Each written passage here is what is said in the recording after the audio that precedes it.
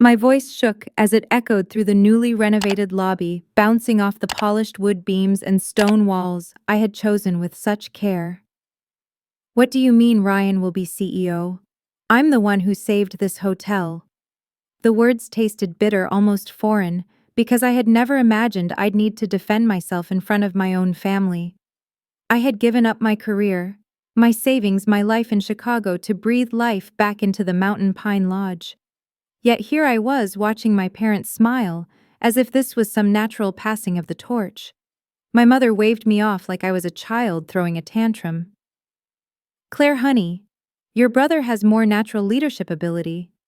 You're too detail-oriented, she said softly, as though she hadn't just gutted me in front of our entire staff. Then Ryan strolled in, hands in his pockets, that same smug smile I had hated since childhood stretching across his face. Hey sis, don't take it personally. Someone has to handle the big picture. My name is Claire Anderson, and I am 52 years old. I never thought I'd be fighting for recognition in my own bloodline. I had spent 2 decades working my way up in the hospitality industry, building a name for myself in Chicago's toughest hotels. I knew operations, marketing, guest experiences, and staff training inside and out. Yet when my father called me 8 months ago, his voice trembling as he confessed they were weeks away from bankruptcy, I didn't hesitate. I sold my condo, cashed in my savings, and came home. The hotel was a disaster when I returned. Faded carpets that smelled of mildew, a reservation system still stuck in the 1990s, and online reviews that made me cringe. I rolled up my sleeves and dove in. I worked 14-hour days, balancing spreadsheets at midnight, bargaining with suppliers at dawn. I redesigned the lobby, revamped the dining, and trained every staff member until they carried the same fire for hospitality that burned in me. I even used my contacts to get us featured in travel magazines, pushing us into the spotlight we had lost long ago. And it worked. For the first time in years, Mountain Pine Lodge was turning a profit. Guests gushed about the fresh decor, the attention to detail, the warmth that lingered in every corner. But as I stood in that lobby, listening to my mother's patronizing tone and watching Ryan bask in praise for work he never touched, none of it seemed to matter. My employees, people like Sarah, our loyal head housekeeper, who had stood by us for 20 years, looked at me with a quiet sadness. They knew who had done the heavy lifting, but they also knew better than to challenge the family hierarchy. What hurt wasn't just being overlooked, it was the history of it. I grew up in this hotel. While Ryan was off skipping classes, drifting from one half-baked career plan to another, I was behind the front desk watching my parents greet guests with practiced smiles. I studied hospitality management, built a career in one of the most competitive cities in the country, and every time I called home with news of a promotion, their responses were the same. That's nice, dear. But when are you coming home? Now I had come home. I had saved what they claimed to value, and they chose him anyway. The weeks that followed were a blur of frustration. Ryan strutted around as if he had earned the place, tossing out reckless ideas and dismantling the systems I had put in place. He wanted to cut the breakfast service, the very service that had raised our ratings, because he thought it was a waste of resources.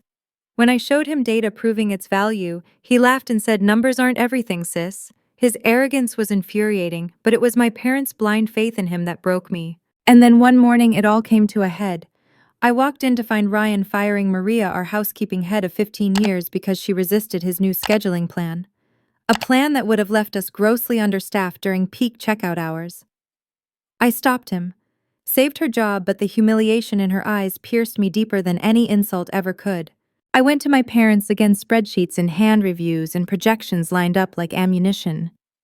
My father avoided my gaze, staring into his coffee as though the steam held the answers. My mother just patted my hand. "You need to give your brother time.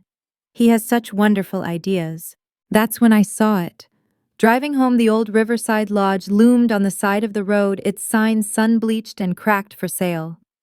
Once our fiercest competitor, now a husk of broken windows and chipped paint. But I didn't see ruin. I saw potential. Sweeping mountain views, closer access to the slopes, and a space large enough to build the spa I had always dreamed of. Something inside me snapped, or perhaps it finally clicked. I pulled into the empty parking lot, sat behind the wheel, and thought of every slight, every dismissal, every time my efforts were brushed aside, because Ryan was the golden child. My chest ached, but then came the clarity. I didn't have to beg them to see me anymore. I didn't have to stand by while Ryan tore down what I built. I could build something of my own. With trembling hands, I called my realtor. By the time I drove away, I had a viewing scheduled for the next morning. For the first time in months, I felt light, excited, free. Let them have Mountain Pine Lodge. I was going to create something greater. The very next morning, I walked through the cracked doors of the Riverside Lodge, with a notebook in hand and a fire in my chest. The place smelled of dust and abandonment, but to me it was possibility. The grand windows overlooking the slopes were clouded with grime, yet when the sunlight pierced through, I could see the beauty that once drew guests here. The lobby, though worn and scarred, had bones strong enough to be reborn. My realtor's voice droned on about the costs, the risks, the work it would take, but I barely heard him. My mind was already redesigning the space, fresh wood beams, eco-friendly lighting, a spa retreat that would rival the best in Aspen. It wasn't spite that drove me forward, though I'd be lying if I said there wasn't a sting of vengeance in my heart. It was something deeper, a hunger to finally stand outside the shadow of my family's dismissal. I made the offer that afternoon. By the end of the week, it was mine. I poured myself into that building with a ferocity I didn't know I still had. While Ryan was busy throwing cocktail parties at Mountain Pine Lodge, I was side by side with contractors arguing over finishes, crawling through construction dust, sketching layouts late into the night. Every decision was mine. Every tile, every chair, every piece of art on the walls carried my fingerprint. I named it The Summit. Maybe it sounded bold, maybe even arrogant, but I wanted the name to be a declaration I wasn't here to compete. I was here to rise. The whispers around town started immediately. Some called me ungrateful, selfish, the daughter tearing her family apart. Old family friends stopped returning my calls, and I lost my spot on the local tourism board, my mother's influence reaching even there. But others, especially those who had seen me work at Mountain Pine, gave me quiet nods of encouragement. A few even left Ryan's sinking ship to join me. Sarah, who had endured more than enough of his reckless orders, came to me one evening after her shift. "I want to work where I'm valued," she said simply. I hugged her, both of us holding back tears. Meanwhile, Ryan's leadership was unraveling exactly as I feared. Guest complaints grew louder, rooms, dirty service, inconsistent staff, stretched to breaking.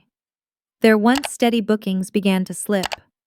Guests who had once smiled at me in the lobby now confided their frustrations when they checked into the summit. I listened with polite sympathy, though inside I felt vindicated.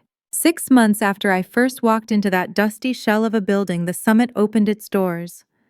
That night, I stood in the grand lobby, gleaming modern, alive with music and chatter, as the mayor cut the ribbon. The place was packed, not a single seat empty in our new farm-to-table restaurant, our spa already booked solid weeks ahead. I spotted my parents in the crowd, their expressions a fragile mask. My mother's tight smile barely concealed her shock. My father's eyes widened at the sight of the full house, the polished finishes, the staff moving with warmth and precision. And Ryan?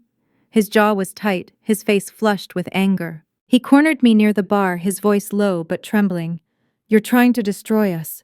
This is a direct attack on our family." I looked him square in the eyes, the weight of years of dismissal pressing behind my words.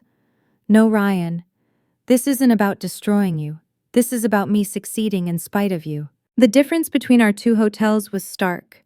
While Mountain Pine struggled with broken elevators and bare-bones service, the Summit was making waves with its luxury spa, eco-friendly design, and unforgettable guest experiences. Everything I had once begged to implement at Mountain Pine, only to be brushed aside, was now a reality here. Guests raved about it. Travel writers praised it, and for the first time in years I felt whole. But success wasn't without cost. My parents avoided me except when guilt suited them. Vendors I had known for decades suddenly stopped taking my calls, pressured by my mother's social circle. Rumors spread that I was vindictive, that I had built the Summit to spite Ryan, that I was nothing more than a bitter daughter. Some nights those words stung more than I wanted to admit. Still, I pressed on. Every obstacle made me sharper, more determined. When local suppliers pulled back, I drove to Denver and found better ones. When the tourism board cut me out, I partnered with ski operators directly. My team became my family, standing by me through each hurdle, reminding me with their loyalty why this fight mattered. Then came the day I had both dreaded and secretly longed for. My parents walked into my office at the summit, their faces tight with worry. Ryan had driven Mountain Pine into the ground. The bank was threatening to call in their loans. My father's voice was weary as he said, "We need your help." Not as CEO, of course, but to guide Ryan, to save the family legacy. I sat back in my chair, looking at them, at the same people who had brushed me aside, who had chosen him despite everything I had given. For the first time, I felt calm. "I offered to help 8 months ago," I said. "You made your choice. Now you have to live with it." My mother's lip trembled, her eyes pleading. "Claire, please. We're family. You can't just let it fail." But I had finally learned what family meant. And sometimes it didn't mean sacrificing yourself to clean up someone else's mess. I wish I could say I felt triumphant after refusing them, but the truth is more complicated. I walked out of that conversation carrying a shaking kind of sorrow, the kind that leaks through the seams of your certainty. I drove aimlessly past spruce and aspen windows down to the thin mountain air, and I could almost hear the lodge from my childhood, calling out for someone to fix it, just not me.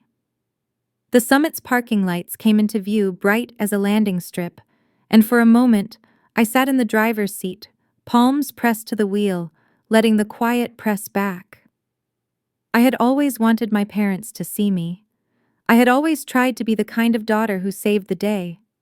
I had done it once and was punished for it.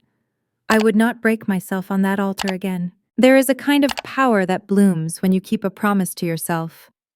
In the weeks that followed, I buried myself in the living details of the life I had chosen. Mornings at the front desk, greeting guests by name before they offered it. Afternoons in housekeeping, learning the tricks my team used to coax brightness from chrome and calm from linen. Evenings in the restaurant, taste testing a late summer menu built around wildflower honey and roasted peaches.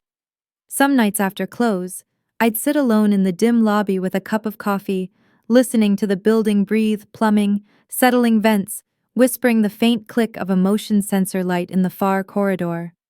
The summit felt like a heart I had grown outside my body. It beat because I asked it to. It beat because I refused to let it stop. The town did not change its mind about me all at once. There were still cold shoulders at the co-op and sidelong glances at the Saturday market, the long-timers who believed blood should mean loyalty at any cost. But there were also small kindnesses, cupcakes left by the new florist, who said her parents had stayed at the summit, and cried because the bed finally didn't hurt her father's back. A handwritten note from a ski instructor who called our staff the warmest in the valley. An email from a guest whose wife had gone into early labor during a snowstorm, thanking us for finding a midwife and clearing a hallway with heaters and blankets. Gifts of grace, each one a stitch closing some old wound I'd carried since childhood. Then the invitations started arriving. First a feature in a regional travel blog that sent weekenders our way. Then a glossy magazine asked for a profile on women reshaping mountain hospitality. I sat for photos in a navy blazer that looked more expensive than it was. My hair, a careful compromise between polished and me. In the interview, I told the truth, or as much of it as I could carry in public. I said the past year had taught me to trust my competence more than anyone else's comfort. That the business of care, because hospitality is a business of care, only works when you extend it to your staff as fiercely as you extend it to your guests. The editor smiled and said it would make a strong pull quote. I nodded and didn't tell her I had written those sentences at our old kitchen table when I was 15, the night my mother scolded me for letting a crying guest delay room turnover. Even then, I believed that pain should not be treated as an inconvenience. On the night of the Colorado Luxury Hotels Awards, I wore a black dress with sleeves like quiet wings and a pair of shoes that promised 3 hours of grace before turning into knives. My team crowded a round table at the back, laughing too loudly, nerves fizzing in every poured glass. I watched the stage lights flare against the silver backdrop, and thought of every dull bulb I had replaced with my own hands. When our category came up, my chest tightened, not because I needed the validation, but because I could feel my people willing it into the room like weather. And then they said our name. The applause rose, scattered at first, then catching like fire. I stood up on legs that did not feel like mine, and saw in the distance my parents at a side table. My mother's mouth parted, my father's eyes wet with something I had never been allowed to label as pride. I didn't thank my family in the speech. I thanked the night auditor who once drove to the airport at 2 a.m. to retrieve a lost inhaler. I thanked the line cook who learned to temper chocolate because a bride was allergic to every other dessert we could make. I thanked Sarah, whose hands shook when she accepted the role of housekeeping director, and who taught us all that compassion and standards were not enemies. By the time I stepped down, my heart was thundering, and I understood that a trophy is not proof of goodness. It is proof that goodness was witnessed. The magazine issue landed 2 weeks later, and it felt like lightning bottled in matte paper. The profile on the summit ran alongside a broader feature about legacy hotels failing to adapt. Our family's place appeared by name in a paragraph that was neither cruel nor kind. It simply told the story as numbers tell it: occupancy sliding, maintenance, deferred, morale cracked where it couldn't bend. The town did not gasp. It exhaled. People did what people always do, they adjusted to the truth they could no longer ignore. I knew there would be fallout. A few of my mother's oldest friends stopped speaking to me entirely. Others softened. I received an email from a couple who had honeymooned at Mountain Pine in the 80s. They had split up and then found each other again after 30 years. They wrote that they had considered returning to the old hotel for symmetry, but chose the summit instead because this time we wanted to go where we would be held with care. I cried at my desk, the kind of crying that doesn't break you open so much as wash you clean. The call from my parents came at dusk, when the mountains outline themselves like promises they can't keep. My mother's voice was small. They had hired a consultant. They were trying.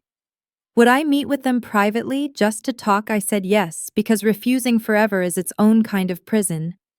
We sat at their kitchen table, the same table where I once learned to fold napkins into swans for holiday brunch. My father apologized in a way that felt honed by practice, but lit by something truthful. My mother's apology was messy, which somehow felt more real.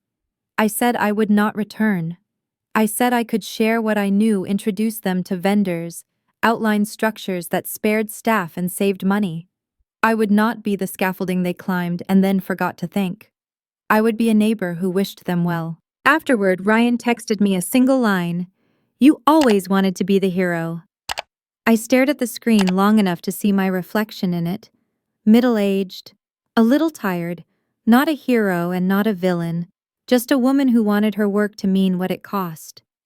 I typed back, "I wanted to be believed." He never answered. The silence between my brother and me stretched into months, but it no longer gnawed at me the way it once did. For so many years I had chased acknowledgement like oxygen, as my parents the town's. I thought survival meant convincing them that I was worthy. But at the summit, surrounded by the pulse of a life I had built on my own terms, I realized worth is not something you beg for. It's something you embody day after day until it becomes undeniable. Every morning when I walked through the glass doors into the lobby, I felt it. The air smelled of fresh coffee and cedar polish. The fireplace crackled softly as guests lingered their laughter, weaving into the rhythm of clinking cups and the low hum of staff who moved with confidence. These were the details I had once dreamed of for Mountain Pine Lodge: the warmth, the seamlessness, the feeling that everyone, guest and worker alike, belonged to something alive. Now it existed here, and it was mine. Sarah often teased me, saying she finally felt like her 20 years of experience were worth more than a pat on the back. Watching her lead her team with quiet authority filled me with pride. Maria, the housekeeper, Ryan once tried to discard, ran circles around new staff, teaching them tricks to turn beds with speed and precision while never losing the human touch. They were my people, my chosen family, and every win felt like a shared heartbeat. Of course, it wasn't all victories. There were days I found myself staring out the window of my office, the mountains glowing in sunset, wondering if my parents ever truly grasped the weight of the sacrifices I had made. I would think about the condo in Chicago. I sold the friendships I had let fade, the years of proving myself, only to be told I was too detail-oriented. Sometimes that ache pressed so hard against my ribs, it felt like it might split me open. But then a guest would stop me in the hall to thank me for making their anniversary unforgettable, or a staff member would drop by just to say they'd never felt more respected in a job, and the ache would ease. The town too began to shift. Slowly, almost reluctantly, people who once whispered about my betrayal admitted they admired what I had done. Some even apologized outright. Old friends who had drifted away came back around asking to meet for coffee or hikes, hosting events at the summit, weddings, charity fundraisers, holiday parties, helped stitch me back into the fabric of the community. I began to see that my decision hadn't just been about revenge or proving a point. It had been about creating a space that mattered, one that lifted people in ways the old lodge no longer could. But the hardest shift came the night my parents asked me to dinner again. I almost didn't go.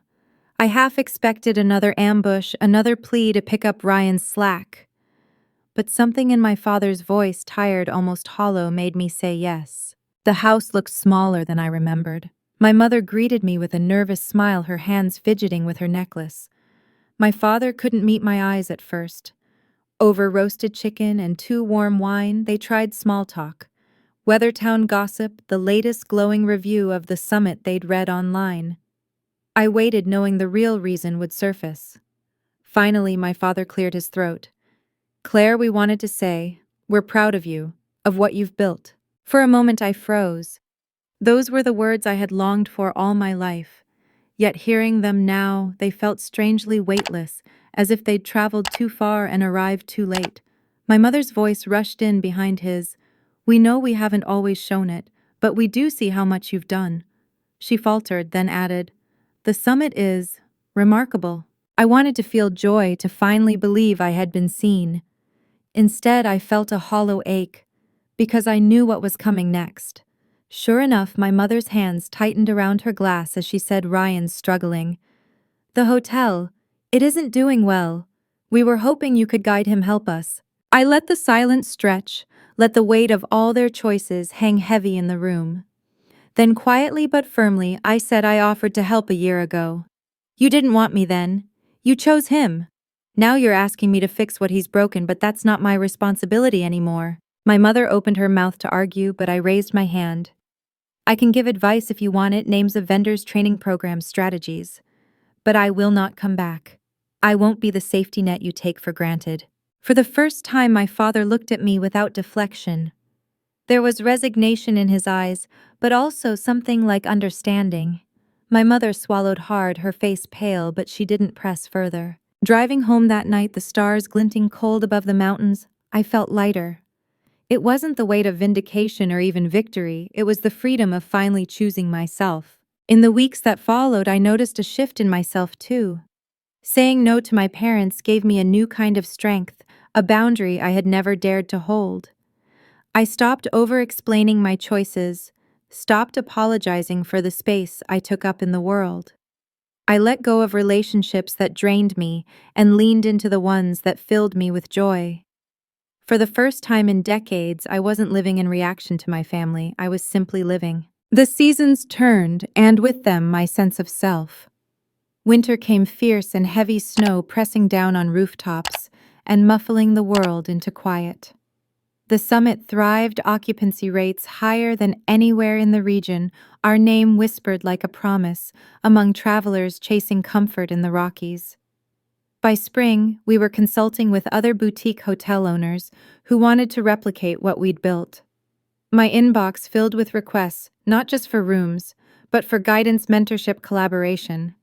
The life I had once begged my family to see in me was unfolding without their approval, and it was enough. Meanwhile, Mountain Pine Lodge continued its slow decline. I heard from former staff that Ryan barely showed up some days, leaving middle managers scrambling to keep the place standing. My parents eventually hired an outside consultant, something they should have done long before I ever came back home. It was their way of admitting Ryan couldn't lead without saying it out loud. He and I barely spoke, and strangely, I no longer craved his apology. His bitterness was a weight he chose to carry, not mine. The summit had become more than a hotel. It was a mirror of my resilience. Every polished wood beam, every smiling guest, every member of my team who felt valued, it all reflected what I had fought for when no one believed in me. And as the summit flourished, so did I. One crisp autumn morning, sunlight poured through our floor-to-ceiling windows, casting a warm glow over the lobby.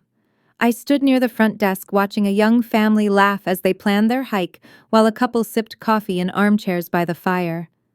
My staff moved with ease, every interaction threaded with care. And it hit me not just how far I had come, but how much lighter I felt now that I no longer measured my worth against my parents' approval. I had stepped out of their shadow, and in the light of my own making, I was free. 3 weeks later, I attended the Regional Hospitality Awards ceremony.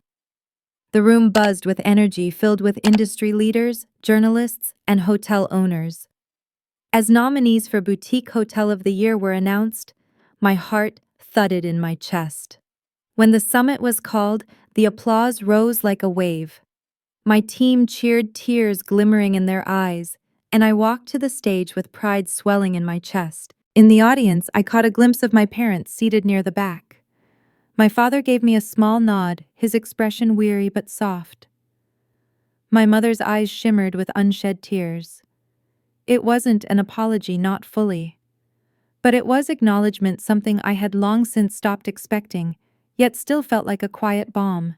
I thanked my team in my speech, praised our guests, and even gave a subtle nod to Mountain Pine Lodge, acknowledging it as the place where I had first fallen in love with hospitality.